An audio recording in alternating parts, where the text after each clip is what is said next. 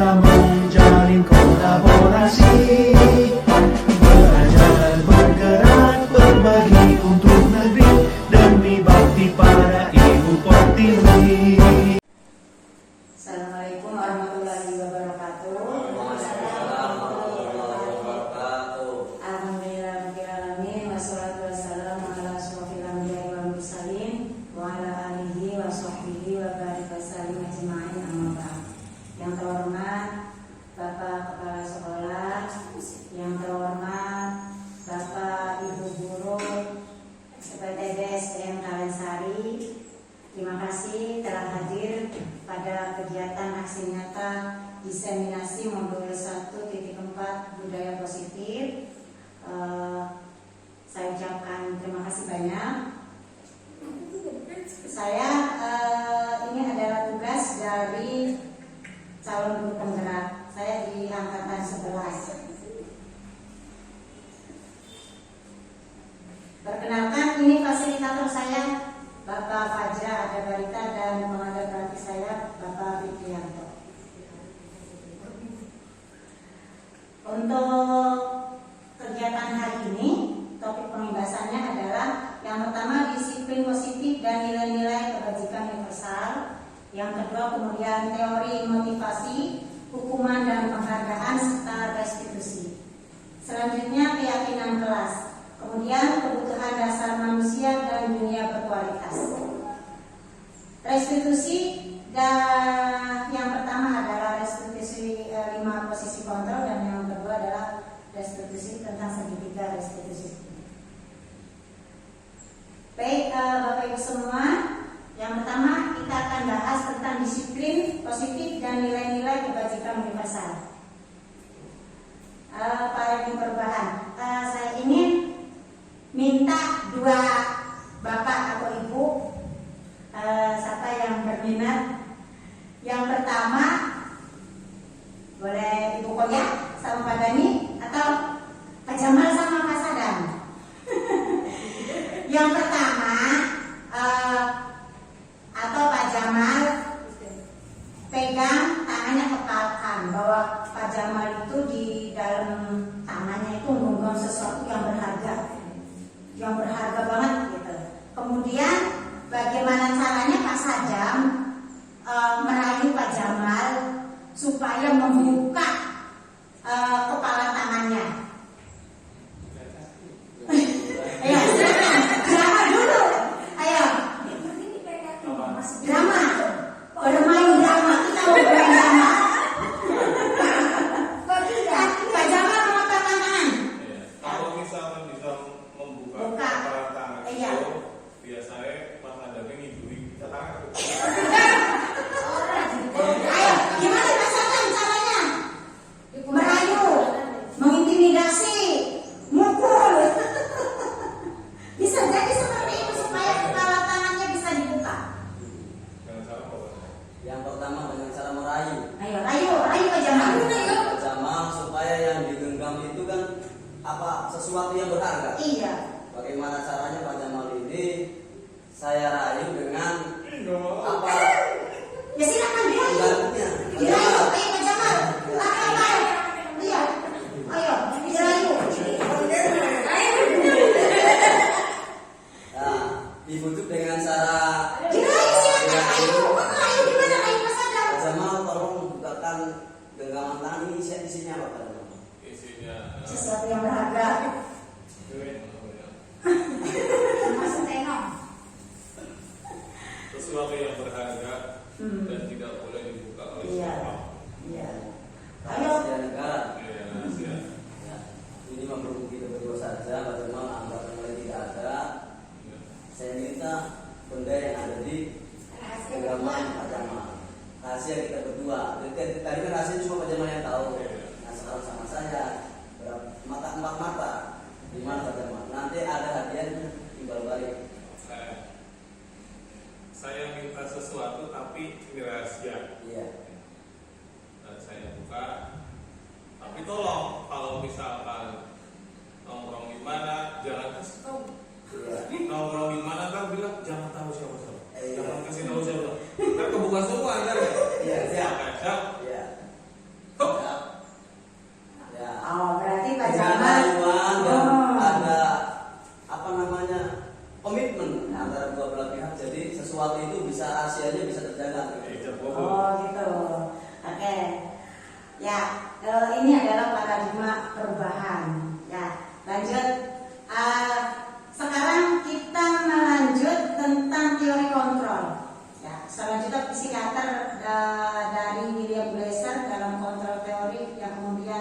hari berkembang, dinamakan namanya change theory, meluruskan beberapa miskonsepsi tentang makna kontrol.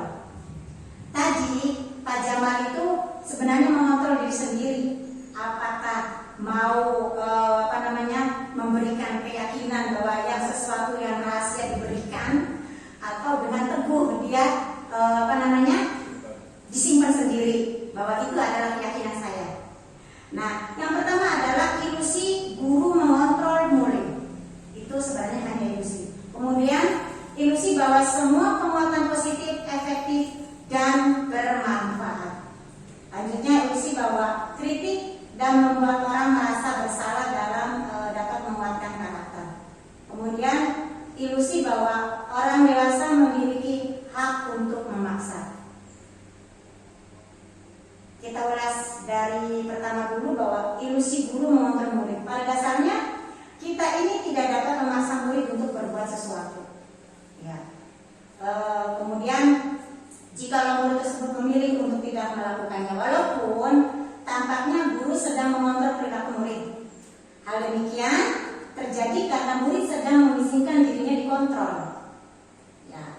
Saat itu bentuk kontrol guru menjadi kebutuhan dasar yang dipilih murid tersebut. Teori kontrol menyatakan bahwa semua perilaku memiliki tujuan, bahkan terhadap perilaku yang tidak disukai. Nah, ini adalah bahwa miskonsepsi guru itu mengontrol murid, padahal ini sebuah miskonsepsi. Lanjut Pak. Selanjutnya adalah ilusi bahwa semua penguatan positif, efektif, dan bermanfaat. Penguatan positif atau bujukan adalah bentuk-bentuk kontrol yang tadi Pak Sadam berikan, bujuk rayu sama Pak Jamal. Ya, segala usaha untuk mempengaruhi agar mengulangi suatu perilaku tertentu merupakan suatu usaha untuk mengontrol murid tersebut. Dalam jangka waktu tertentu, kemungkinan murid tersebut akan menyadarinya dan mencoba untuk menolak bujukan kita, atau bisa jadi murid tersebut menjadi tergantung pada pendapat kita sebagai seorang guru. Kemudian ilusi bahwa kritik dan membuat orang merasa bersalah dapat menguatkan karakter. Terkadang kita menggunakan kritik dan rasa bersalah untuk mengontrol murid menuju pada identitas gagal. Ya. Kadang kita itu sepertinya mengontrol murid dengan memberikan kritik yang terlalu bahwa murid itu menjadi merasa bersalah, berlebihan, jadi merasa bersalah. Ya.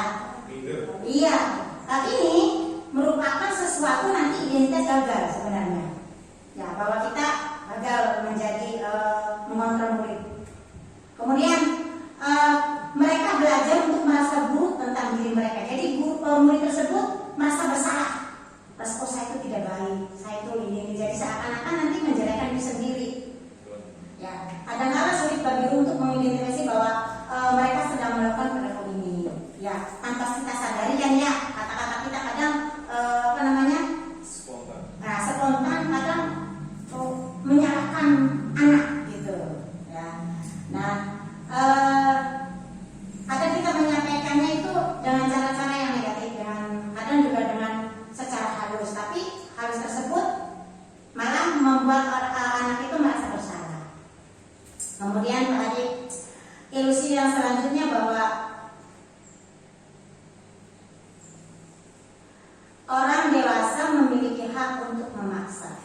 Banyak orang dewasa yang percaya bahwa mereka memiliki tanggung jawab untuk membuat murid-murid berbuat hal-hal tertentu. Adapun yang dilakukan dapat diterima selama ada sebuah kemajuan berdasarkan sebuah pengukuran kinerja. Nah, pada saat itu pula orang dewasa akan menyadari bahwa perilaku memaksa tidak akan efektif. Ya, untuk jangka waktu panjang, dan sebuah hubungan permusuhan akan terbentuk. Kadang kita memaksakan kepada anak-anak hendak ini, ya, tapi tanpa disadari anak itu tidak mau, ya, menolak gitu. Bahkan terkadang anak merasa dendam. Dalam jangka panjang. Nah, dalam jangka panjang kita tuh pernah dipaksa main seperti itu. Kemudian perubahan paradigma stimulus respon kepada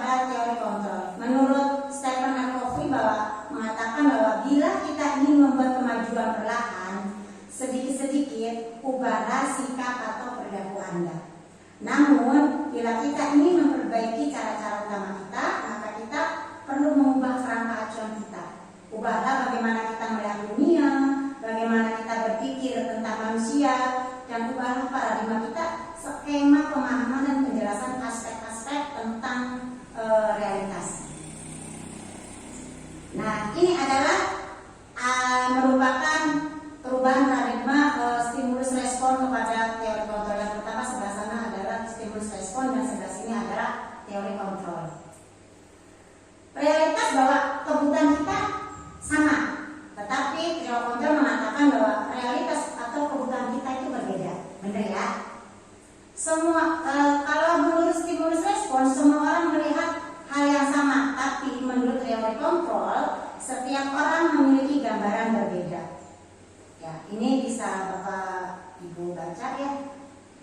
Kita mencoba mengubah orang agar berpandangan sama dengan kita, tetapi menurut teori kontrol kita berusaha memahami pandangan orang lain tentang dunia. Perilaku buruk dilihat sebagai suatu kesalahan, tetapi semua perilaku memiliki tujuan.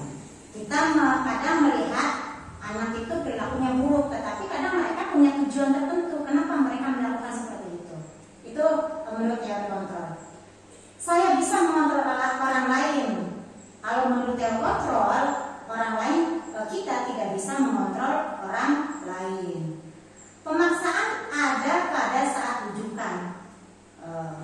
Ya gagal ya, bukan pemaksaan itu adalah rujukan gagal. Nah, kalau menurut teori kontrol, kolaborasi dan konsensus menciptakan pilihan-pilihan baru. Selanjutnya, model berpikir menang atau kalah. Kalau menurut teori kontrol, model berpikir menang atau win. Nah, pertanyaan pemantik, apakah Bapak Ibu setuju? Ya. Hukuman dapat mendisiplinkan anak? Setuju nggak? Ya, setuju. Hukuman dapat mendisiplinkan anak? Setuju nggak? Setuju. Kemudian, Pak Dani? Bisa setuju, bisa tidak setuju. Tergantung situasi dan kondisi. Jangan dilanjutkan. Kemudian pemberian hukuman dengan hal positif seperti membaca atau membersihkan halaman sekolah dapat meningkatkan disiplin anak. Setuju atau tidak setuju Bapak Ibu? Setuju tidak? Yang kedua ini, bukannya? Setuju. Selanjutnya, memberi penghargaan dapat meningkatkan motivasi belajar anak. Paling setuju. Setuju. Ya, apalagi kalau anak tersebut dapat juara, nah dikasih nih Bu. Entah itu buku ataupun penghargaan yang lain lah, sekiranya bermanfaat buat anak. Of course. Lanjut. Baik, sekarang kita meninjau tentang disiplin. Apa itu disiplin? Nah, disiplin kebanyakan orang akan menghubungkan kata disiplin dengan tata tertib, teratur, dan kepatuhan pada peraturan. Kata disiplin juga sering dihubungkan dengan hukuman, padahal itu sungguh berbeda. Karena belajar tentang disiplin positif tidak harus dengan memberi hukuman. Justru itu adalah salah satu alternatif terakhir dan bila perlu tidak digunakan sama sekali hukuman. Ya, alternatif yang paling terakhir. Kalaupun bisa jangan sampai digunakan. Dalam budaya kita, makna kata disiplin dimaknai menjadi sesuatu yang dilakukan seseorang pada orang lain untuk mendapatkan kepatuhan. Kita cenderung menghubungkan kata disiplin dengan ketidaknyamanan. Sama halnya ketika kita coba bapak-bapak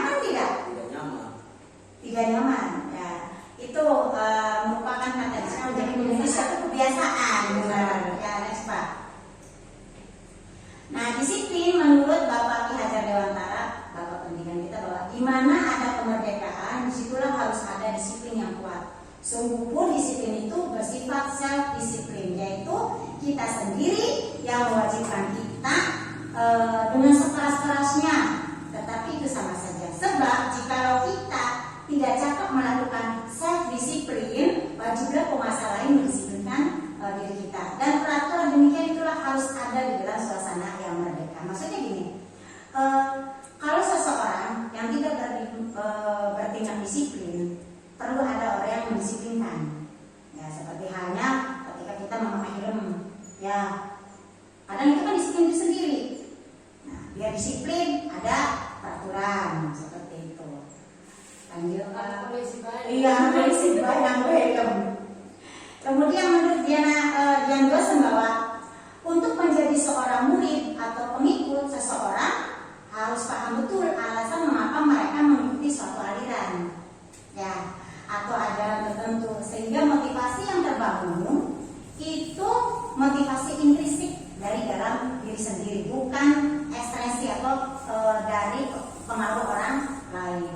Disiplin diri dapat membuat seseorang menggali potensinya menuju kepada sebuah tujuan mulia, sesuatu yang dihargai dan bermakna. Dengan kata lain, disiplin diri juga mempelajari bagaimana cara kita mengontrol diri dan bagaimana menguasai diri untuk memilih tindakan yang mengacu pada nilai-nilai yang kita hargai agar tercapai tujuan mulia yang kita inginkan. Itu menurut Dian Dosen. Dan disiplin juga seseorang yang memiliki disiplin diri berarti mereka bisa bertanggung jawab terhadap apa yang dilakukannya, karena mereka mendasarkan tindakan mereka pada nilai-nilai kebajikan universal. Nah, sebagai pendidik, tujuan kita adalah menciptakan anak-anak yang memiliki disiplin diri, sehingga mereka bisa berperilaku dengan mengacu pada nilai-nilai kebajikan universal dan memiliki motivasi intrinsik bukan ekstrinsik. Ya, jadi motivasi yang sadar diri, ya, dari diri sendiri, bukan motivasi yang diberikan oleh gurunya, ya, oleh orang lain, dari ekstrinsik. Ya. Kemudian cara pendidikan disiplin yang mengajarkan anak bertanggung jawab dan menumbuhkan kesadaran diri berdasarkan nilai-nilai kebajikan adalah lebih ke arah disiplin diri yang dapat mengontrol diri dalam melakukan segala tindakan. Nah, dapat membuat murid memahami dan menyadari berdasarkan motivasi internal, bukan akibat paksaan, ujian atau hukuman. Jadi apa dia sendiri sudah inisiatif untuk disiplin sendiri. Nah, nilai-nilai kebajikan adalah sifat-sifat positif manusia yang merupakan tujuan mulia yang ingin dicapai setiap individu.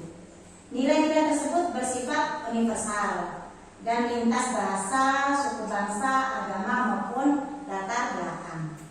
Nah, ada 6 institusi atau organisasi pendidikan yang telah memiliki nilai-nilai kebajikan yang diyakini dan sepakati bersama. Salah satunya adalah nilai-nilai kebajikan yang ingin dicapai oleh setiap anak Indonesia yang kita kenal dengan profil pelajar Pancasila.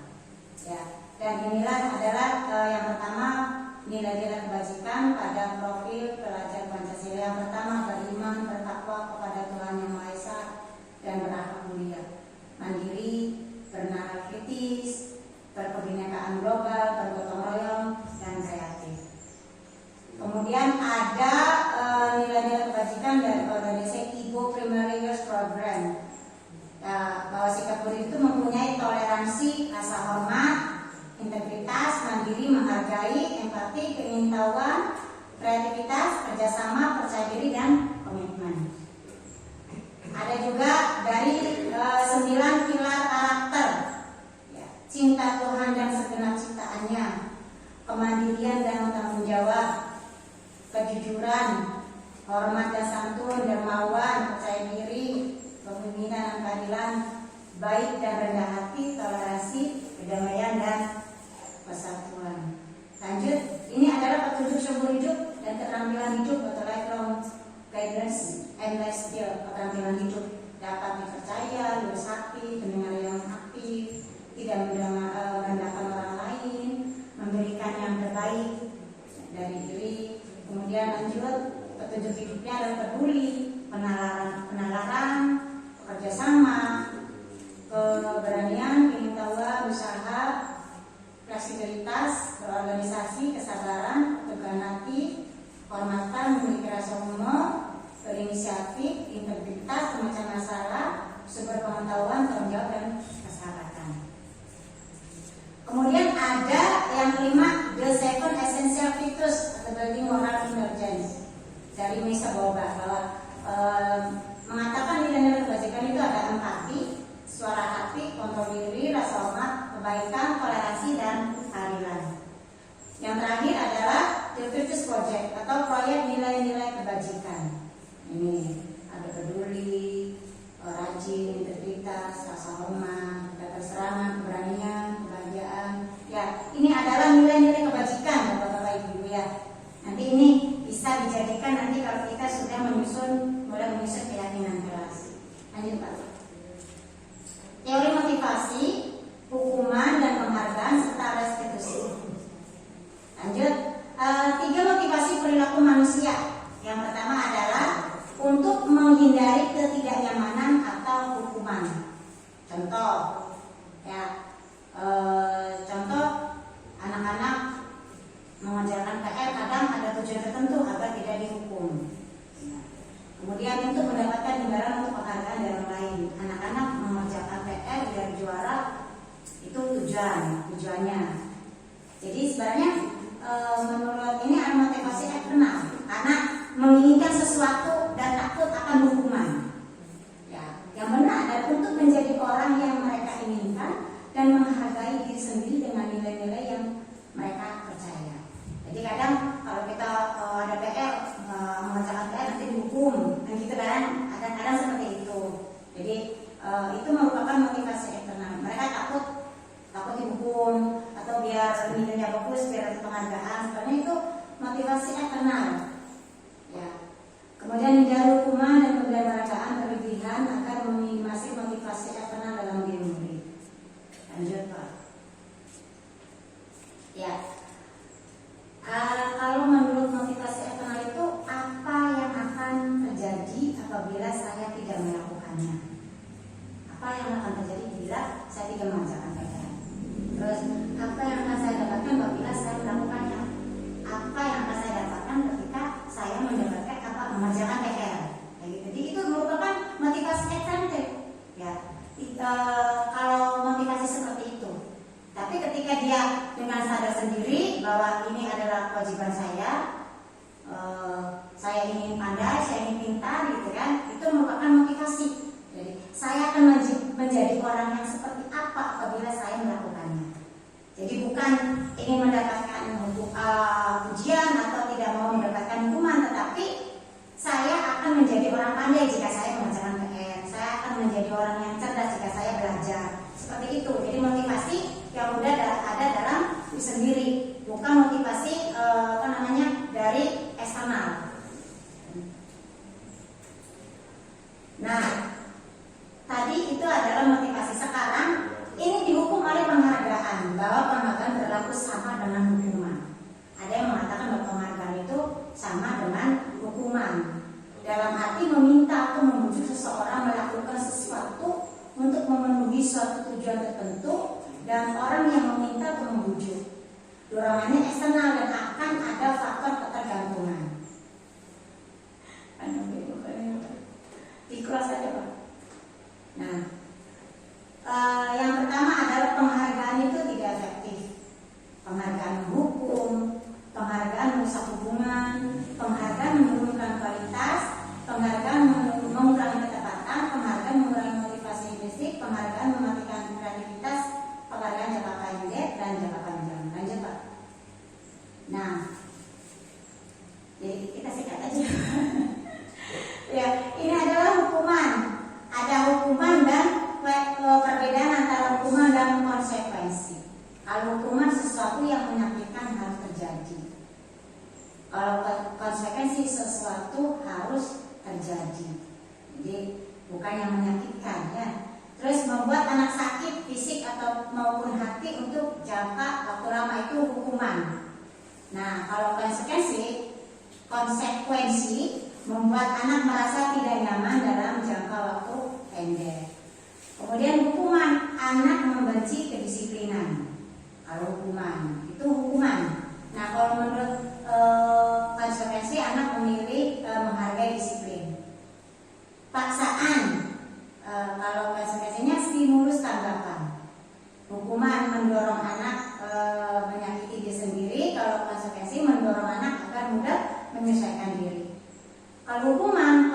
diri yang buruk, kalau konsekuensi adalah konsep diri yang baik. Hukuman anak belajar untuk menyembunyikan kesalahan, kalau konsekuensi anak belajar untuk mematuhi peraturan. Hukuman itu akan menimbulkan marah, rasa bersalah, dipermalukan, merasa tidak dihargai. Nah, kalau konsekuensi adalah kehilangan hak, dibuat tidak nyaman, diasingkan untuk sementara atau time out. Nah, ini bapak-bapak ibu-ibu, ada tindakan buruk. Kalau menurut bapak-bapak ibu-ibu, ini merupakan hukuman atau konsekuensi. Yang pertama, mencatat 100 kali di dalam buku kalimat, saya tidak akan terlambat lagi karena terlambat sekolah. Sampai sebuku, selembar dan kaca ya. Hukuman atau konsekuensi, Pak? Hukuman. Lari mengelilingi lapangan basket 2 kali karena terlambat hadir di sekolah. Ya, hukuman atau konsekuensi? Kemudian, murid diminta untuk push up 15 kali karena tidak menggunakan masker sekolah. Hukuman atau konsekuensi? Menggunakan masker ya? Iya. Di sekolah. Suruh push up. Hukum. Ya. Ambisi. Kemudian, menggantikan kertas tugas teman yang telah dicoret-coret. Konsekuensi. Kemudian, membersihkan tumpahan air di meja tulis karena tersenggol pada saat belajar. Konsekuensi. Murid disuruh untuk mengenakan sepatu seharian di sekolah karena tidak mengenakan disuruh untuk tidak mengenakan sepatu, harusnya saya katakan, karena tidak mengenakan sepatu hitam. Hukuman atau konsekuensi? Nah, kemudian lari mengelilingi lapangan basket 2 kali karena terlambat 10 menit untuk pelajaran PJOK. Sadam. Hukuman atau konsekuensi? Jadi hukuman atau konsekuensi? Konsekuensi. Lanjut tanya kita lihat jawabannya. Nah, ya. Kalau yang pertama namanya hukuman, kalau yang paling terakhir ini sebenarnya konsekuensi. Ya benar saudara. Ya. Tidak mengenakan sepatu seharian tuh, karena tidak memakai sepatu hitam. Udah jangan pakai sepatu seharian itu hukuman. Ya, lanjut Pak. Ya benar tadi ya. Apa itu? Lanjutnya kita restitusi. Sebentar Pak, yang lainnya sebelumnya. Nah, restitusi adalah proses menciptakan kondisi bagi murid untuk memperbaiki kesalahan mereka sehingga mereka bisa kembali pada kelompok mereka dengan karakter yang lebih kuat. Itu restitusi. Restitusi juga merupakan proses kolaboratif yang mengajarkan murid untuk mencari solusi untuk masalah mereka dan membantu murid berpikir tentang orang seperti apa yang mereka ingin menjadi atau tujuan mulianya seperti apa dan bagaimana mereka harus memperlakukan orang lain. Ini adalah restitusi. Nah, segitiga restitusi. Ini segitiga restitusi. Yang pertama adalah menstabilkan identitas, validasi tindakan yang salah, kemudian menyatakan keyakinan. Selanjutnya kita ke keyakinan kelas. Nanti kita restitusi, nanti kita lanjutkan lebih lanjut di akhir. Lanjutnya adalah keyakinan kelas. Mengapa tidak peraturan saja? Kenapa harus keyakinan kelas? Atau gini, mengapa kita memiliki peraturan harus menggunakan helm bila mengendarai kendaraan roda 2? Kenapa? Bilang. Keamanan, ya bagus keamanan. Iya. Iya. Oh. Iya. Bisa jadi. Iya. Oh, itu cowok saya.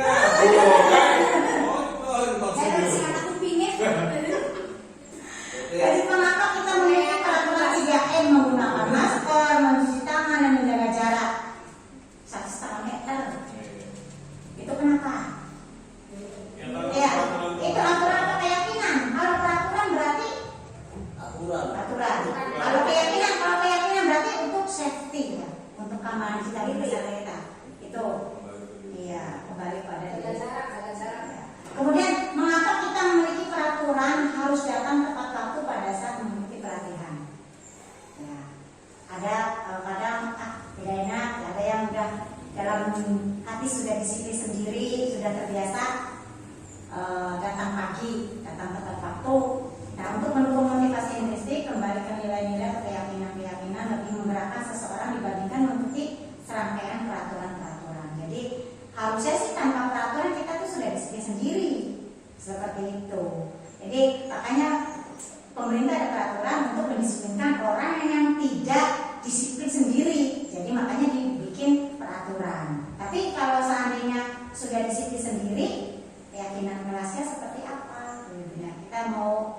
Pak Hadi. Nah, ini adalah peraturan kelas. Beda lagi dengan keyakinan kelas nanti. Jadi kalau peraturan kelas itu kita satu arah. Kadang guru yang membuat, benar nggak Pak? Kita bikin peraturan kelas, benar ya?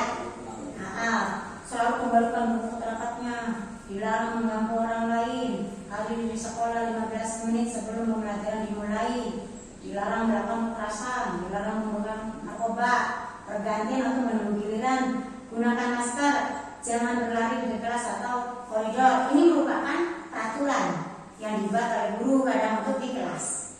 Jadi Pak, nah bagaimana kalau kita meyakinkan bikin keyakinan kelas? Jadi kita bikin keyakinan kelas dengan murid. Ya. Jadi keyakinan kelas itu kata-katanya positif, dirubah. Jadi kata-kata yang tadinya negatif dirubah jadi kata-kata yang positif. Ya. Jadi untuk jangan, dilarang itu kata-kata negatif. Ya, Bapak-bapak Ibu ya. Jadi bagaimana caranya kita merubah kata-kata negatif ke kata-kata yang lebih positif untuk keyakinan kelas. Contoh, selalu kembalikan buku ke tempatnya. Jadi keyakinan kelasnya adalah tanggung jawab. Tanggung jawab. Jadi nanti ketika ada anak yang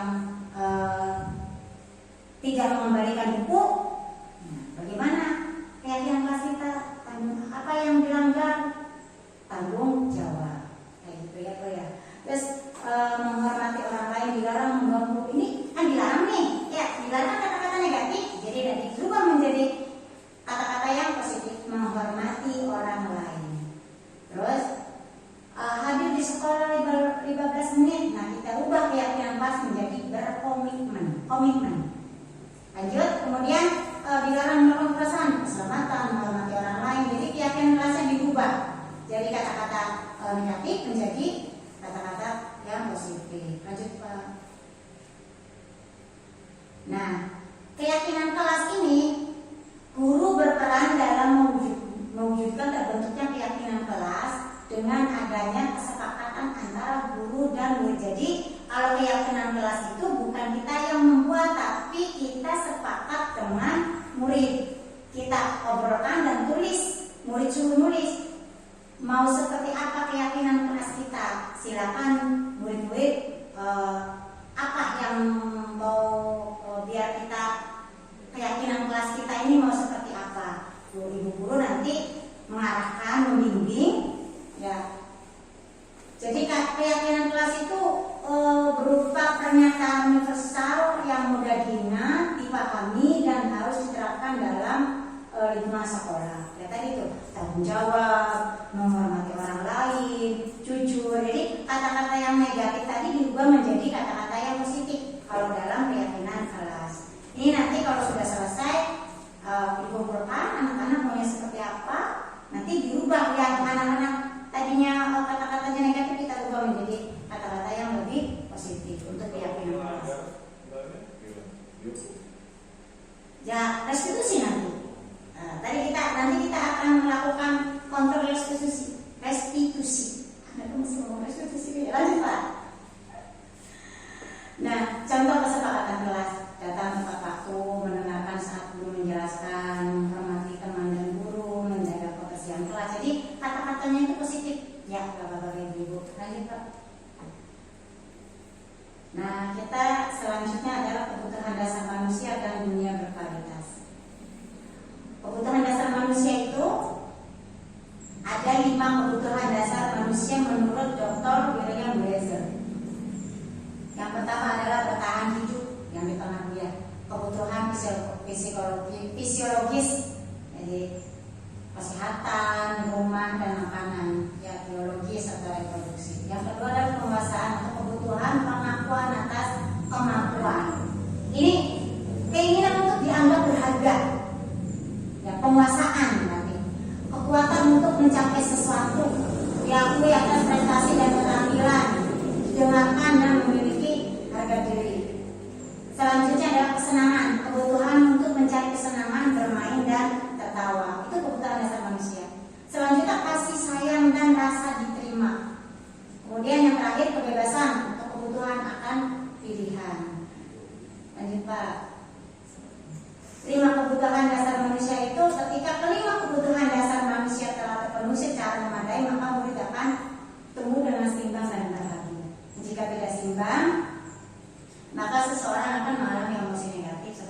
bosan, sedih, dan kecewa. Mereka dapat melakukan perbuatan yang bertentangan dengan nilai-nilai kebajikan atau melanggar peraturan. Selanjutnya, dengan kata lain, perilaku buruk seseorang biasanya adalah respon dari kebutuhan yang tidak terpenuhi, namun mereka tidak tahu cara menyampaikannya. Kadang kan anak di sini karena ingin perhatikan, jadi melakukan sesuatu ingin diperhatikan sama temannya, untuk kasih sayang, di rumahnya kurang kasih sayang, di sininya ingin malam-malam jadi ingin guru ya, karena emang di rumahnya orang kasih sayang, atau dia main-main, ingin bermain gitu kan, lari-lari dalam kelas, itu merupakan kebutuhan kesenangan. Ini Pak.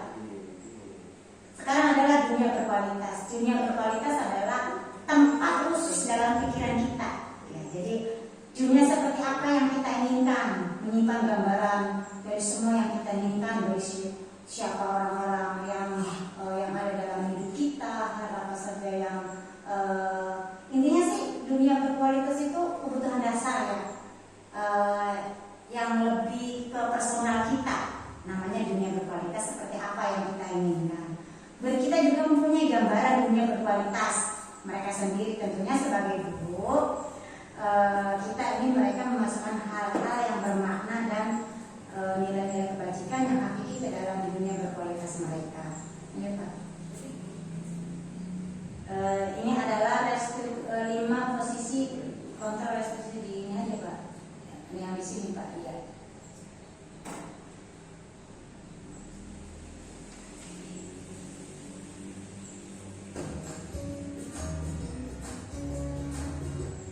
Posisi kontrol. Sangat bahagia Ibu dan Bapak guru hebat. Bentar ya kayak kita lihat video dulu tentang 5 posisi kontrol. Salah satu program yang dikembangkan adalah 5 posisi kontrol. 5 posisi kontrol dalam restitusi adalah proses perjalanan seorang pendidik agar dapat mengenali dirinya. Pada video kali ini kita akan membahas tentang 5 posisi kontrol yang dikembangkan oleh Diane Sosson dan contoh penerapannya.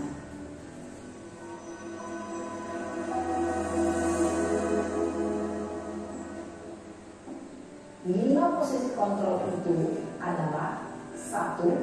Posisi penghukum, 2. Posisi pembuat merasa bersalah, 3.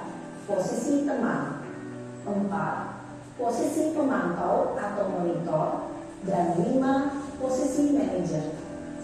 Untuk lebih memahami kelima posisi tersebut, mari kita saksikan kasus Naren yang terlambat hadir 20 menit di sekolah dan melihat bagaimana kelima posisi kontrol dalam menghadapi masalah tersebut.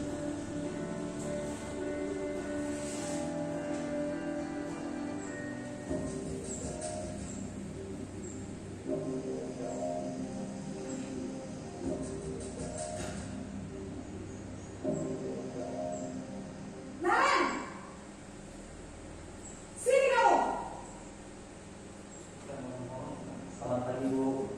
Selalu terlambat. Kamu deh, pasti terlambat. Maaf Bu, saya Apa? Apa coba? Alasan kamu apa lagi? Kapan sih kamu tidak terlambat? Malas sekali ya kamu jadi anak. saya Dasar pemalas. Gak kapok-kapok sih kamu. Sudah berapa kali terlambat? Sana, kamu keliling lapangan basket 2 kali. kenapa saya harus beli lapangan basket Bu? Kenapa? Kamu malah ibu. Berani-beraninya jawab. Sudah terlambat, masih berani jawab pula. Sekarang, keliling lapangan basket 5 kali sekalian. Biar kapok. Cepat.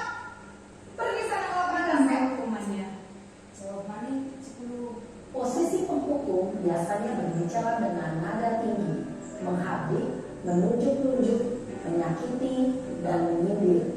Hukuman bisa berupa fisik maupun psikis. Ibu dan Bapak guru hebat, dampak yang terjadi pada murid ketika guru berada pada posisi penghukum adalah murid cenderung akan memberontak, bahkan menyimpan dendam.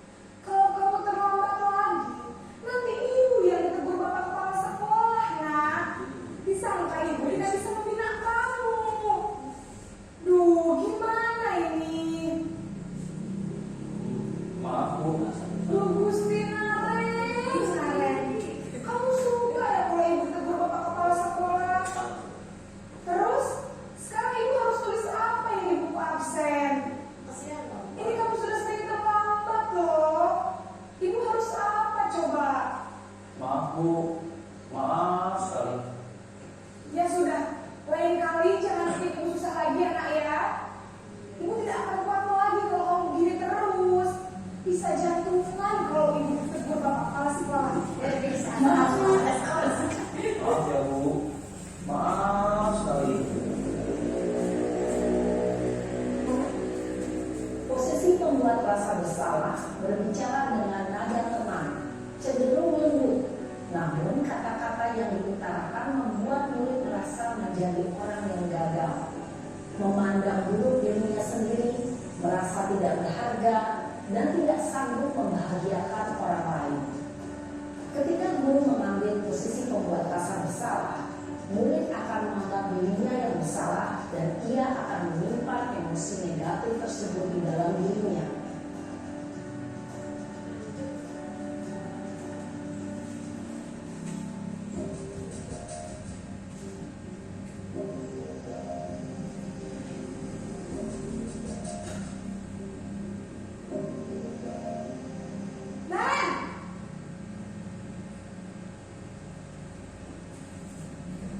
Selamat pagi Bu. Wah, sudah jam berapa ini nak? Terlambat lagi ya sayang. Iya Bu, habis ibu saya lupa bangunkan saya Bu. Kamu malah menyalahkan ibu kamu. Kamu bukannya anak yang larinya paling kencang. Kok terlambat sih? Iya Bu, saya memang terlambat bangun tadi.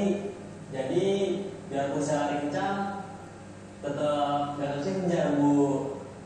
Ya sudah sana. Nanti lain kali larinya lebih kencang lagi ya. Biar gak terlambat lagi. Bikin seneng ibu demi ibu. Bisa kan? Bisa lah Bu. Ya sudah sana masuk kelas. Ibu beresin urusan absen kamu. Kamu ini ada-ada saja. Dalam posisi teman, guru berbicara dengan nada suara ramah, akrab, cenderung bersenda gurau untuk menjaga suasana tetap santai. Murid akan merasa senang, aman, dan akrab dengan guru. Identitas yang tercipta adalah identitas sukses atau berhasil. Namun, perlu diingat, karena ini masih dorongan eksternal, maka ada faktor ketergantungan dari murid kepada orang tertentu. Di sini guru absennya, sehingga di lain waktu murid bisa berperilaku baik, namun hanya kepada orang-orang tertentu saja.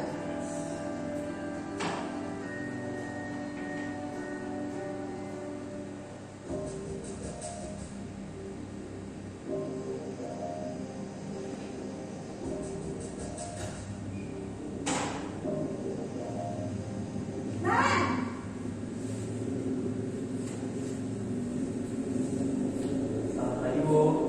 Naren, apa peraturan sekolah kita tentang jam berapa kita harus masuk sekolah, nak?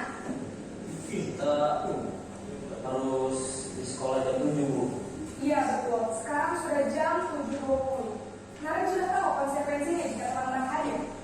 Paham Bu, saya harus tinggal kelas pas jam istirahat selama 20 menit. Iya benar, konsekuensinya demikian. Jadi nanti jam 9.30 pas istirahat, kamu harus tinggal di kelas, kerjakan tugas tambahan untuk ketertinggalan kamu, ya? Baik Bu.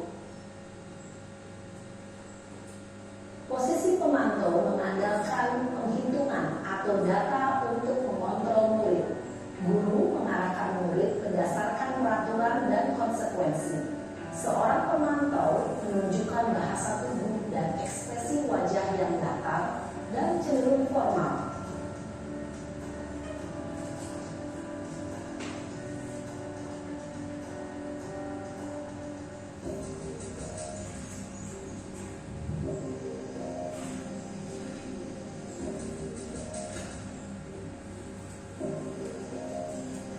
Naren!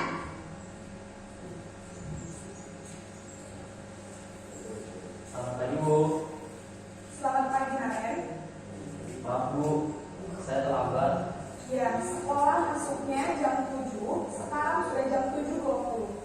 Jadi sekarang bagaimana ini, Naren? Maaf Bu, saya lupa setel alarm saya semalam. Baiklah, menurut kamu, keyakinan sekolah yang mana yang perlu kamu tingkatkan?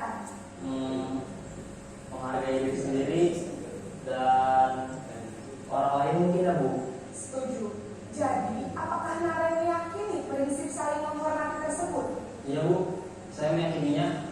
Apakah kalian bersedia memperbaiki masalah keterlambatan ini? Bersedia Bu. Bagaimana kalau akan memperbaiki masalah keterlambatan ini? Saya akan coba untuk tidak lupa menyetel alarm saya Bu. Baik, kalau kalian lupa menyetel alarm di rumah, ada orang yang kira-kira bisa bantu mengingatkan tidak? Ada Bu, kakak saya, Kak Emma. Ada lagi selain Kak Emma? Selain Kak Emma, ada ibu saya. Baik, jadi yang mengingatkan kalian adalah Kak Emma dan ibu kalian. Kira-kira akan mulai setel alarm kapan nih Naren? Setelah pulang sekolah, akan segera saya lakukan. Baik, jadi Naren akan setel alarm untuk bangun besok pagi dan akan diingatkan oleh kakak dan ibu dan Naren ya. Ada lagi yang mungkin perlu dilakukan Naren agar tidak terlambat bangun lagi? Tidak ada Bu. Baik Naren, terima kasih untuk kerjasama kamu. Sekarang kamu perlu kembali ke kelas untuk belajar. Baik Bu, terima kasih. Posisi manajer adalah posisi kontrol yang disarankan untuk membimbing murid memiliki sikap disiplin yang positif, yaitu murid yang mandiri, bertanggung jawab, dan dapat memecahkan masalah. Tujuan dari posisi ini adalah agar murid dapat berefleksi atas tindakannya. Guru akan dengan tulus memberikan pertanyaan-pertanyaan bermakna, sehingga membuat murid dapat belajar dari kesalahannya dan mencari sebuah solusi untuk menyelesaikannya.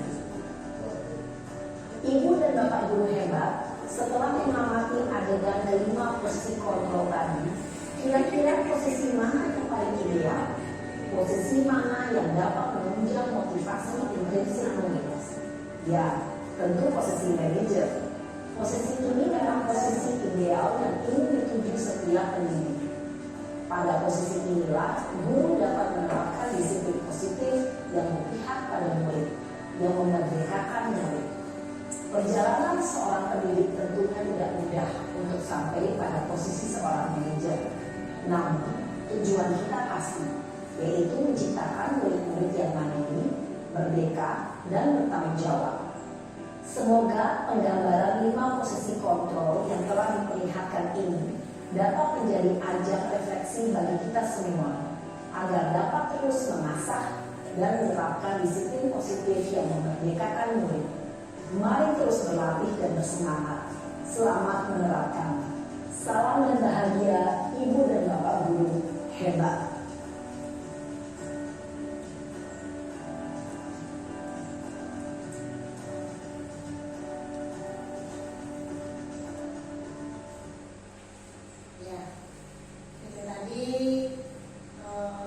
Restitusi 5 posisi kontrol. Tadi ada 5. Yang pertama apa Pak? Bapak-bapak ibu-ibu. Yang pertama penghukum. Yang kedua pemantau. Yang ketiga teman. Yang keempat pembuat merasa bersalah. Dan yang kelima manajer. Nah, ini adalah 5 posisi kontrol. Jadi penghukum dan pembuat rasa bersalah itu bisa membuat identitas gagal. Ya, identitas gagal itu anak-anak. Ya. Kemudian teman dan pemantau itu bisa berhasil, tetapi tetap motivasinya bukan dari dalam diri sendiri. Motivasinya adalah ekstensif, yang mengharapkan imbalan atau tergantung kepada orang lain. Kemudian yang paling balik untuk posisi kontrol kita menjadi seorang pendidik adalah pada posisi kontrol manajer, yaitu identitasnya akan menghargai diri sendiri atau kontrol diri. Kalau kontrol identitas gagal itu penghukum dan pembuat rasa bersalah. Kemudian ada identitas berhasil atau sukses itu untuk posisi kontrol teman dan pemantau, dan yang sukses untuk menjadi kontrol diri atau menghargai diri sendiri adalah pada posisi manajer. Contoh nih, guru berbuat atau guru berkata, kalau kamu tidak melakukan awas ya rasakan. Itu adalah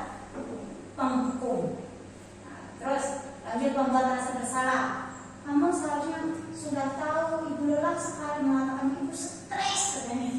Itu menjadi murid menjadi merasa bersalah. Terus kalau teman, ayolah lakukan demi ibu, masa kamu tidak mau? Ingat tidak ibu pernah bantu. Nah, ya itu sebagai posisi teman. Kemudian kalau pembantu apa peraturannya? Kalau pembantu itu dilihatkan jadi dari aturan data gitu ya. Jadi lebih ke peraturan. Kemudian yang terakhir kalau guru berkata apa yang kita yakini, apa yang bisa kita kerjakan untuk memperbaiki masalah ini. Jadi kita dalam guru dan murid itu berkolaborasi, menanyakan, terus memecahkan masalah. Jadi apa yang kita yakini tentang keyakinan kelas, kalau misalnya kita salah gitu kan, kalau terlambat apa yang telah diri kita anggap gitu kan. Gitu. Jadi harus seperti apa, bagaimana caranya biar nggak terlambat lagi, itu posisi manajemen depan. Ya, ini kalau pernyataan saya kecewa sekali dengan kamu itu membuat orang merasa bersalah. Kamu tidak pernah benar melakukannya. Siapa yang mengatakan? Penghukum. Ayolah lakukan demi ibu atau bapak. Yang mengatakan teman. Terus apakah kamu mau mendapatkan stiker bintang hari ini? Nah, itu namanya memantau. Kalau manajer, bagaimana kau bisa menyelesaikan masalah ini? Jadi kita tanyakan. Jadi kalau seandainya ada anak yang melakukan kesalahan, kita tanyakan harus seperti apa kamu, harus seperti apa yang akan kamu lakukan biar tidak seperti ini, biar tidak terlambat datang pagi, datang siang, gitu. Atau biar tidak melakukan piket, kayak seperti itu. Jadi kita balik bertanya, harus mereka sendiri yang menyelesaikannya, menyelesaikan masalahnya. Yang terakhir adalah kamu selalu yang paling terakhir itu kata-kata yang diucapkan oleh pemerintah. Segitiga restitusi yang terakhir. Lanjut Pak. Nah ini adalah guru yang berperan sebagai manajer menggunakan segitiga restitusi dalam penyelesaian masalah melalui 3 tahapan. Yang pertama adalah menstabilkan identitas. Maksudnya gini, menstabilkan identitas itu jadi kita memang gitu tidak langsung menghukum, tidak langsung, jadi kita bilangnya gini, saya ibu atau bapak tidak akan menghukum kamu. Di sini kita akan menyelesaikan masalah, jadi mencari jalan keluarnya.